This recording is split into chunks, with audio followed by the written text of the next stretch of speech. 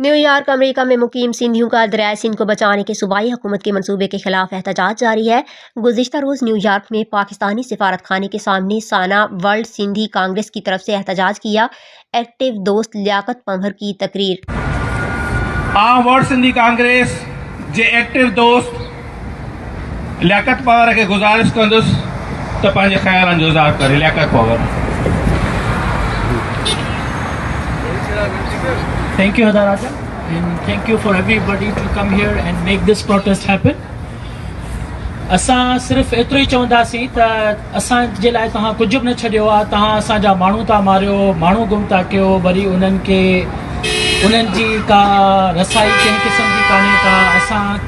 असांखे कंहिं बि क़िस्म जा हक़ नथा ॾिना वञनि। हाणे असांखे जेको पाणी आहे जेको ऑलरेडी असां वटि कोन्हे को, असां वटि पहुचे ई कोन थो। असांजा जेको बि सिंधु दरिया जो अॻु ई सुकियो पियो आहे, जेको बचियल खुचियल पाणी आहे उहो बि तव्हां बंदि कयो था ऐं तव्हां उन खे चओ था त असां जेको आहे इहो सिंध लाइ ई कयूं पिया। तव्हां पे जेके कर्ज़ा वठो था वर्ल्ड बैंक खां या ॿियनि मुल्कनि खां, उन्हनि खे कर्ज़नि खे वापसि करण लाइ इहे उल्टियूं सिधियूं स्कीमूं आणे उन्हनि खां पैसा रिकवर करे ऐं तव्हां पंहिंजा पेट भरियो था। उन लाइ असां सिंध खे कुझु कोन थो मिले। ऐं मां रुॻो एतिरो चवंदुसि, सिर्फ़ु सिंध जो नुक़सानु कोन्हे को, सिंध में रहण वारी हर क़ौम जो नुक़सानु आहे। ऐं हिकिड़ी आख़िरी ॻाल्हि, जेके बि मौजूदा हुकूमत, जेके मां सिंध हुकूमत खे चवंदुसि, सिंध हुकूमत खे सपोर्ट कनि था, उहे सिर्फ़ु बिरयानी जी प्लेट ते वोट न ॾियणु वञनि। इहो बि सोचनि त बिरयानी जी प्लेट खाइण खां पोइ मिर्च बि लॻंदा आहिनि, उन्हनि खे पाणी बि पीअणो पवंदो ऐं वरी उन्हनि खे धोइण लाइ पाणी खपे।